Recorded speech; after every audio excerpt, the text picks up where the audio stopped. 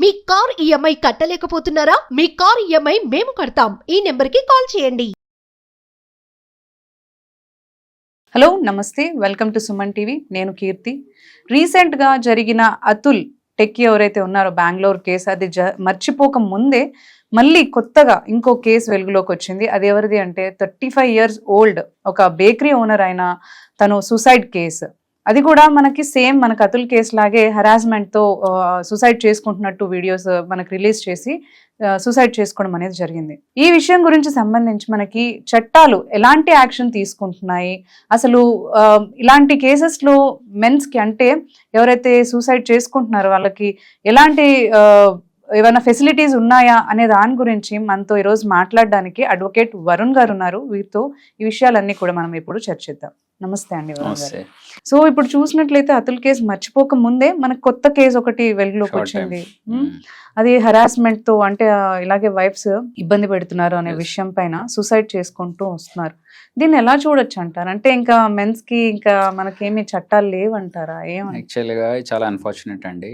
ఇక్కడ మన కంట్రీలో ఉమెన్స్ కున్నంత రైట్స్, ఐ మీన్ ఏదన్నా సిచ్యువేషన్స్ చెప్పుకునేంత అవకాశం కానీ మెన్కి అన్ఫార్చునేట్గా లేవు. ఇప్పుడు మన కొత్తగా వచ్చిన భారతీయ న్యాయ సంహితలో కూడా సెక్షన్ 69 పరంగా ఎవరైనా ఫాల్స్ ప్రామిసెస్ ఆఫ్ మ్యారేజెస్కి అంటే పెళ్లి చేసుకుంటాను ఫిజికల్గా వాడుకున్నా, లేకపోతే ఏదైనా మూవీలో ఆఫర్ ఇస్తానా, లేకపోతే ఇంకోటి ఏదో ప్రమోషన్స్కి ఆఫీస్లో ఇస్తా ఇవన్నీ చెప్పి చేస్తే 10 years ఫిగరెన్స్ ఇంప్రిజన్మెంట్ ఉంది. ఇంత 10 years ఇంప్రిజన్మెంట్ ఉంది. కానీ అదే ఒకవేళ ఉమెన్ చేస్తే కొన్ని బాసెస్లో మనము చూస్తుంటే కొన్ని సిచ్యువేషన్స్లో వాళ్ళు బాస్ ఉండి వాళ్ళు చేస్తే అక్కడ ఏ పనిష్మెంట్ లేదు. అంటే వచ్చిన కొత్త చట్టాలు కూడా మెన్ని పనిష్ చేసేలా ఉన్నాయి కానీ ఉమెన్కి ఎక్కువ కనిపించట్లేదు. కొన్ని సందర్భాల్లో కొన్ని రేర్ కేసెస్లో ఏదో వెసులుబాటు ఉంది తప్ప జనరల్గా వాళ్ళకి హక్కు అండ్ వాళ్ళు చెప్తే తీసుకున్న ఇంపార్టెన్స్ ఇటు సొసైటీలో లేదు, కోర్ట్స్ పరంగా కూడా తక్కువే ఉన్నాయి. అంటే ఇన్ని జరుగుతున్నాయి కదా ఈ వైఫ్ హెరాస్మెంట్, ఇంతకు ముందు కూడా జరుగుతూనే వస్తున్నాయి. వెలుగులోకి వచ్చేవి కొన్నే మనకు తెలుస్తున్నాయి, కొన్నే ఇంకా ముందు కూడా ఇంకెన్నో జరుగుతాయో. అంటే ఏమైనా చేంజెస్ తెస్తే స్ట్రాంగ్ గా బాగుంటది అనే కదా. ఇప్పుడు మొన్న చనిపోయిన అతుల్ అనే వ్యక్తి బెంగళూరు అతను 24 pages రికార్డ్ చేసి వీడియో పెట్టి చనిపోయాడు. అంటే ఆయనకు జరిగిన పరిస్థితులు సరే ఏదో కస్టడీకి తీసుకున్నారు. ఈ మీడియా ద్వారా ఈ న్యూస్లలో రావటము, అన్ని ఓటీటీ అన్నిట్లలో సోషల్ మీడియాలో రావటం వల్ల ఏదో కస్టడీ తీసుకున్నారు, అరెస్ట్ చేశారు. మళ్ళీ షార్ట్ టైంలో I think she will get a bail. 4 రోజుల తర్వాత అందరూ మర్చిపోతారు. దాన్ని ఎవరంత స్ట్రాంగ్గా చూడరు. ఒక ఉమెన్ మెన్ మీద కంప్లైంట్ ఇస్తే తీసుకున్న సీరియస్నెస్ మెన్ ఉమెన్ పైన కంప్లైంట్ ఇచ్చేంతగా లేదు. సుప్రీంకోర్టు కూడా ఇచ్చింది, హెరాస్మెంట్ కింద డొమెస్టిక్ వైలెన్స్ కింద మగవాళ్ళు కూడా లేడీస్ పైన కంప్లైంట్ ఇవ్వచ్చు. కానీ ఎవరు కంప్లైంట్ చేసే అంత ధైర్యం చేయరు, కేసు పెట్టేంత ధైర్యం అసలే చేయరు. ఓకే, ఎందుకంటే చాలా చిన్న చూపు ఉంటుంది వాళ్ళపైన పెడితే కూడా. ఓకే, ఇతను ఎవరైతే ఢిల్లీ బేకరీ ఓనర్ ఎవరైతే పునీత్ చనిపోయారో తను కూడా స్టేట్మెంట్ పెట్టాడు. తనకు జరిగిన హెరాస్మెంట్ కానీ వైఫ్ ఎలా టార్చర్ చేసింది అన్నీ పెట్టాడు. చనిపోయాడు జస్ట్ 2 days అయింది, న్యూ ఇయర్ సందర్భంగానే చనిపోయాడు ఆయన ఆ టైంలో. కానీ ఇంత జరిగినా కూడా I won't think so much action will be taken. ఎందుకంటే తీసుకున్న మనకు ఆప్షన్ ఉంది, bail is the rule, jail is the exception అని. ఏదో గ్రౌండ్స్లో బెయిల్ తెచ్చుకుంటారు, 4 రోజుల తర్వాత అందరూ మర్చిపోతారు. దాన్ని ఎవరంతా సీరియస్గా తీసుకునే వాళ్ళు లేరు.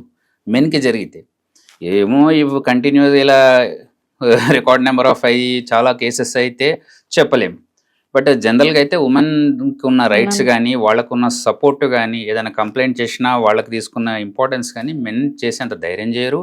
అలా ఎవరికి చెప్పుకుంటారండి? సొసైటీ చాలా తక్కువగా చూస్తుంది వాళ్ళని. మగవాడు అంటే నన్ను కొట్టేసేయాలి, ఒక హీరోలాగా ఉండాలి తప్ప అందరు లేరు. సరే, కానీ ఇక్కడ ఒక మాట చెప్తాను, ఇక్కడ తను చేసింది కూడా చాలా తప్పే. తనకి వేరే ఆప్షన్స్ ఉన్నాయి, బెటర్ సొల్యూషన్స్ దొరికేవి. కానీ చాలా డిప్రెషన్ కాదు, కొన్ని సున్నిత మనస్తకులు ఉంటారు, సెన్సిటివ్ పీపుల్.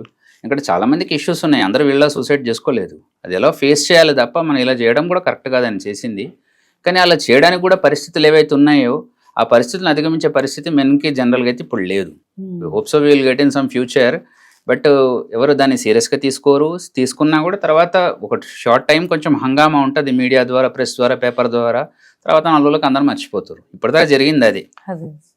అయితే ఇప్పుడు హరాస్మెంట్ విషయంలో ఆడవాళ్ళకు ఉన్నంత ఐ మీన్ కేసెస్ కానీ ఇవన్నీ ఫైల్ చేయడానికి ఉన్నాయి కదా, అలా ముందు ఏమన్నా మగవాళ్ళు కూడా అంటే ఇలా ఏమైనా కేసు ఫైల్ చేయొచ్చు అంటారంటే హరాస్మెంట్ విషయంలో కానీ?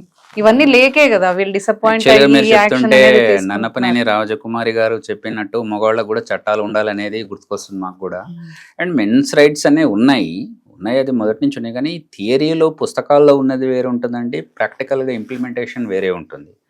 ఇప్పుడు చాలా మంది సెలబ్రిటీస్ వాళ్ళ విషయంలో ఏదైనా యాక్సిడెంట్ జరిగినా ఏది జరిగినా కేసే మనకు కనిపించట్లేదు. ఎందుకంటే చట్టం ఉన్నోని చుట్టం అంటారా లేదో తెలియదు, బట్ జనరల్గా అలా జరిగింది. ఉమెన్కి కూడా చాలా చోట్ల నేను చేసిన కేసెస్లో కూడా చాలా హెరాస్మెంట్ ఉంది, కాదంటలేదు.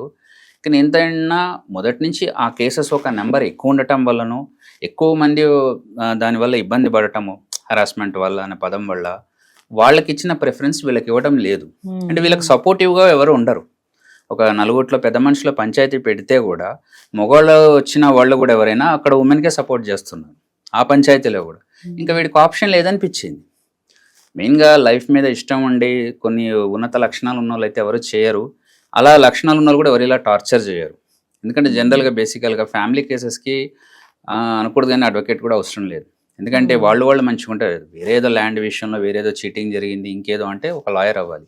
ఇంట్లో వాళ్ళు సెటిల్ చేసుకుంటే అవసరం కూడా లేదు. ఓకే, కానీ ఇక్కడ పరిస్థితులు ఏంటంటే అలా లేవు. ఇంకా ఈ కేసులే ఎక్కువ పెరిగిపోతున్నాయి ఇప్పుడున్న పరిస్థితుల్లో. కల్పతరు కోర్టుకు వెళ్తే ఎన్ని కేసులు ఉన్నాయా అనిపిస్తుంది ఫ్యామిలీ మ్యాటర్స్లో. ఎందుకు జరిగిందంటే వాళ్ళకి ప్రాపర్ అండర్స్టాండింగ్ లేదు, ప్రాపర్ కోఆర్డినేషన్ లేదు, హస్బెండ్ వైఫ్ మంచిగా ఉండట్లేదు, వాళ్ళ టార్చర్ పెరిగింది, ఒకళ్ళకి ఇంకోళ్ళకి వాల్యూ ఇవ్వట్లేదు. ఇప్పుడున్న ఎడ్యుకేషన్ కూడా వాల్యూ ఓరియంటెడ్ లేదు, అంత బిజినెస్ టైప్ ఉంది. ఒక ఎథికల్గా ఒక మోరల్ వాల్యూస్తో ఉంటే వాళ్ళు కూర్చొని డిస్కస్ చేసుకుంటే ఈ సిచ్యువేషన్ దాకా వచ్చేది కాదు. కానీ అన్ఫార్చునేట్ మనం అతుల్ గారిది జరిగిన కొద్ది టైంలోనే ఇదంది కూడా జరగటం, అది సూసైడ్ కావటం, మళ్ళీ సేమ్ అదేదో ఫ్యాషన్ లాగా ఆయన ఒకటి రికార్డ్ చేసి పెట్టడం ఇలా జరిగింది. ఇది చాలా అన్ఫార్చునేట్. హోప్సో ఇలాంటి కేసెస్ ఫ్యూచర్లో ఎక్కువ రావని నేను అనుకుంటున్నాను. మగవాళ్ళకి ఏమైనా చట్టాలు తీసుకొచ్చే ఆలోచనలో ఏమైనా ఉందా? కొంతవరకు ఇలాంటివన్నీ అరకట్టచ్చేమో కదా మనకి. ఇప్పుడు ఏవి ఉన్నా కూడా ఇప్పుడు మేము చూస్తుంటే ఇప్పుడు క్రిమినల్ లాస్లో కూడా ఉమెన్ సేఫ్టీ గురించే ఫోకస్ చేసి ఉన్నాయి అవి. ఎందుకంటే ఎక్కువ మట్టుకు శాతం ఇప్పుడు ఎవరైనా మెజారిటీ విన్స్ అంటారు, ఒక ఎలక్షన్లో గెలిచినా కూడా మిగతా ఓట్లు వేరే వాళ్ళకి వెళ్ళినా మెజారిటీ మైండ్లో పెట్టుకొని చేయడం జరుగుతుంది.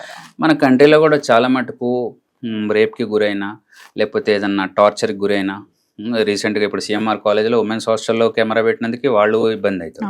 అదే మెన్స్ హాస్టల్ పెడితే కూడా పట్టించుకోకపోవచ్చు కూడా, ఎందుకంటే ఇంపాక్ట్ అనేది ఎక్కువ లేదు. సో మెజారిటీ ఎవరికైతే సమస్యలు ఫేస్ చేస్తున్నారో వాళ్ళని బేస్ చేసి లాస్ కూడా తయారైనాయి.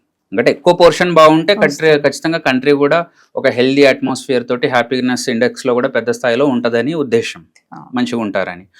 ఉమెన్కి రెస్పెక్ట్ ఇచ్చిన చోట, ఉమెన్ మంచిగా ఉన్న చోట ఖచ్చితంగా కుటుంబం బాగుంటుంది, పెద్దలు అన్నమాటే. సో ఆ యాంగిల్లో తీసుకొని పెట్టారని మేము భావిస్తున్నాం. ఇక్కడ రీసెంట్గా జస్ట్ July 1 నుంచే వచ్చినాయి కొత్త లాస్, 3 క్రిమినల్ లాస్ కూడా.